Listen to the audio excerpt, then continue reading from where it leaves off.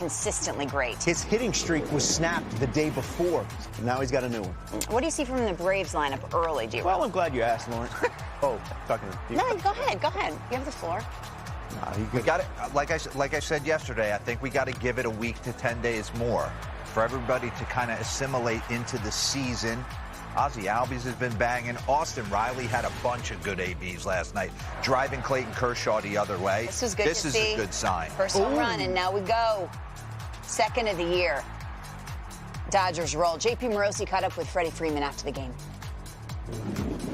Freddie, I know it's been an emotional couple months, certainly, to say the very least. Yeah. But when your first home run as a Dodger comes in your first at-bat against the Braves, does that maybe speak that this was all meant to be? I don't know about that.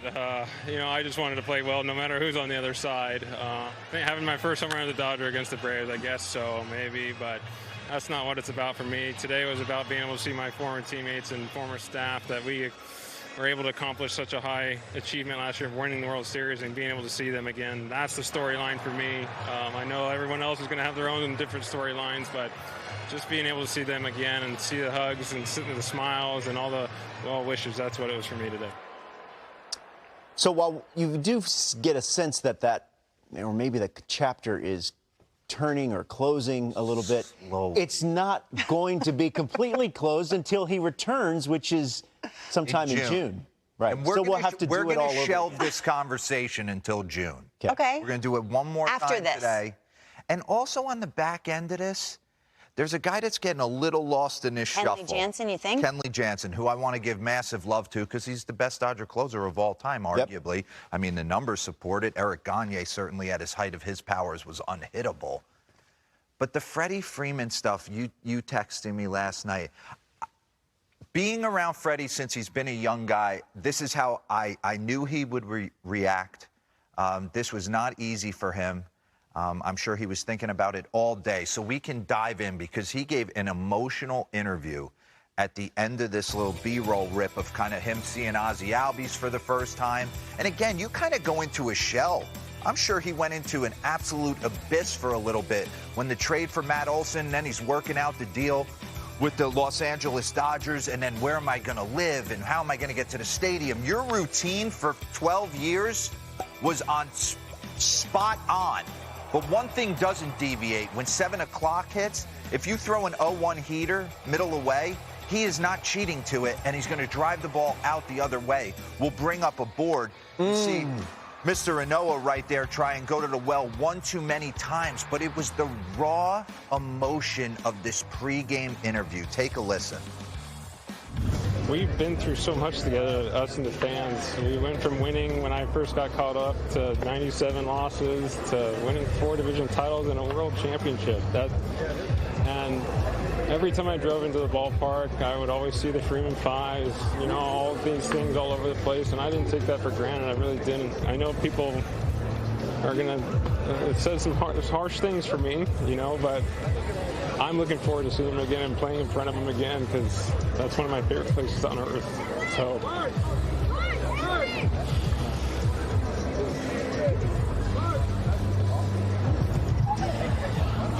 I love Braves country and always will. I mean, that's real and raw, and we'll comment coming off it. But I didn't want Kenley Jansen to get lost in the shuffle. This is a guy who has 352 career saves. And I'm sure it's certainly interesting. You think back to 2010, his first career save when he was throwing absolute bullets. He came over as a catcher, playing in the WBC for the Netherlands, and became one of the best closers in the game, running out to California Love, setting the Dodgers record. That place was always rocking when Kenley got on the mound. Kershaw. Absolutely. Right, and tied for 2.13, 19 of 23 saves in 57 postseason appearances. So, Kenley, I know everyone gets lost in the Freddie Freeman homer and Charlie and his Givenchy running across the field. Givenchy. Diving into Dansby Swanson's arms. Roflo. Robert's crying. I know he's crying, but I pulled this board for you. What is it? Because this is Freddie Freeman going the other way. Look, since 2019, the guy at the top of the list on opposite field batting. Hey, Nathaniel Lowe. Nathaniel Lowe. Who used to be Nate Lowe, but now he's going by Nathaniel Lowe, whose brother is Josh Lowe, who still plays for the Tampa Bay Rays. I'll say this, though. Anybody who knows Freddie and has been around him for as long as we have, the last decade in the Atlanta area, that's him. That interview's him. And I know we got to move on, and he's a Dodger now, and I think the fans are doing an amazing job at Chavez Ravine, kind of giving him that Freddie, get him going and let him start locking in. But it's going to take a while. That he never thought in a million years he was going to put on a different uniform. Ronald Acuna set to return as well May 6th. So the Atlanta Braves and that offense figures to get a big boost sometime next month. Let's stay in Southern California and talk about the Angels, who were in Houston for the Astros home opener. Bottom of the first, Yordan Alvarez, who had missed the last 5 days with an illness. Yeah. How many balls go up there a minute, Maid Robert? Not many. Gives the Astros a 2-0 lead. That one off Michael Lorenzen. Moved to the third. Now tied at 2. After Jose Siri. Say, Siri, show me great catches. Nice catch there out in the outfield. Keeps the game tied at 2. In the 7th, Alvarez again, matching Carlos Correa for the most multi-homer games before their 25th birthday. That's his 9th multi-homer game of his career. 7-3 Houston. This is something to keep an eye on. Jose Altuve trying to get down the line, leaving the game with a hamstring strain. He did say afterwards that he was feeling better than he thought he would.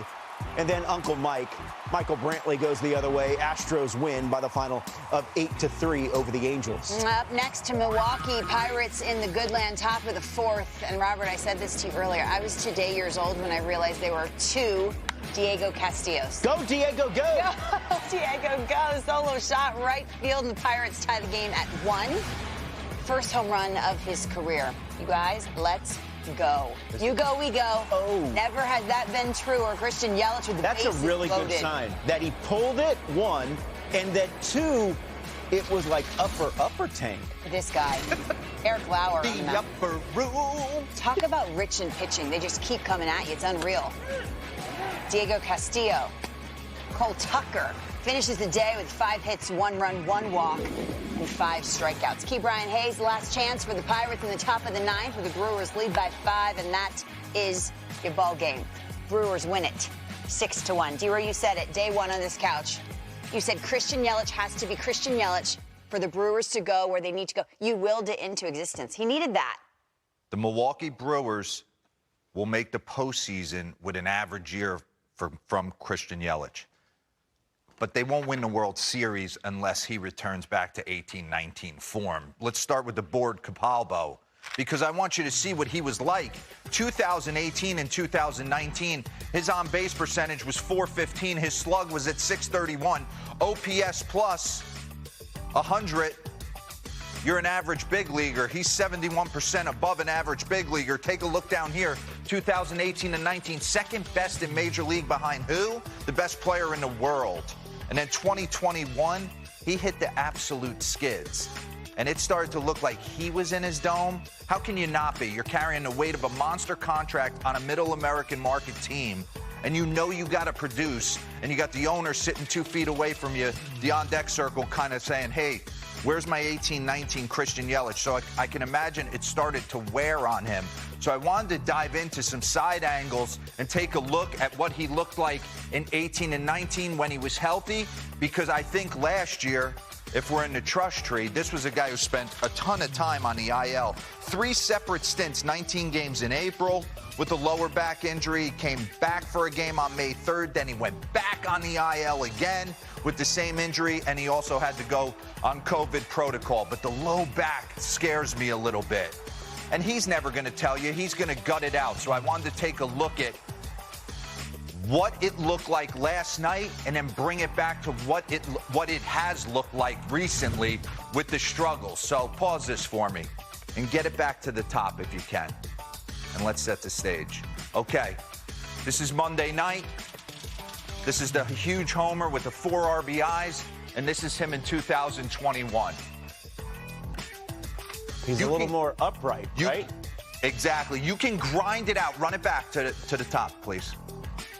because I want you to notice everything. I think for me, when I look at Christian Yelich, take the low back out of it, because we always said if you're in the lineup, the back of the baseball card, that's all people remember. They're not going to remember, oh, Christian Yelich struggled with a low back issue. They're going to say, hey, his offense disappeared for a little time there. So we have to focus on and assume as if he's healthy just looking at this. For me, I see a little stress in the upper body in 2021. The bat's a little closer to him. Shoulders are a little higher towards his chin, trying to find anything. Because when we go through this swing with a fine-tooth comb, there's not much difference. He might be a little more turned in 2021, might have to a longer time presenting the barrel from a little further back spot. But man, if you run this super slow, he looks a little bit more relaxed upper body-wise. Pause. I mean, he's in complete stack position, and there's not much deviation. Does he have a little bit more pushback? You take a look at his ear. I always look at his ear, distance from his earlobe to his hands. Maybe he's a little pushed back a little bit further.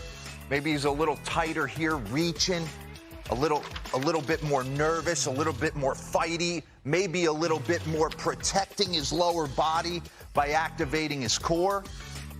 These are the things you don't know. You just know he was swinging through a ton of heaters last year, and then he got a changeup in the middle of the zone last night and was able to change the whole complexion of the score. So run this.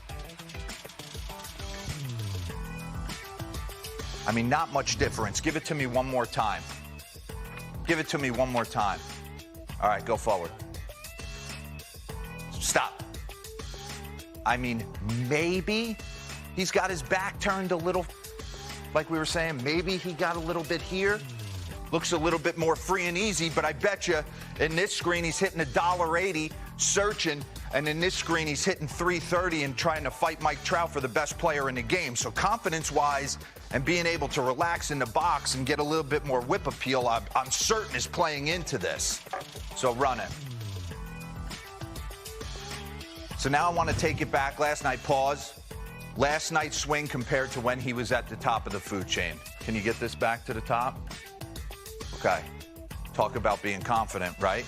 You're at your most athletic position, standing tall, feet shoulder width apart. He's a guy that always ducks down to go into his load and to get into his rhythm.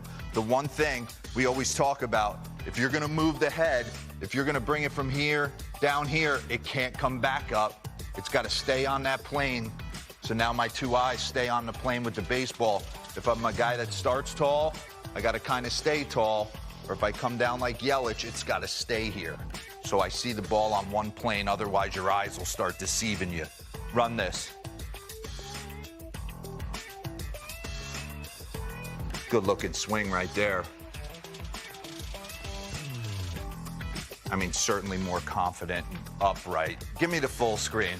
He's more aggressive, too. That's the one thing that's going to jump out right here. His strikeout percentage has gone up a little bit, 8%.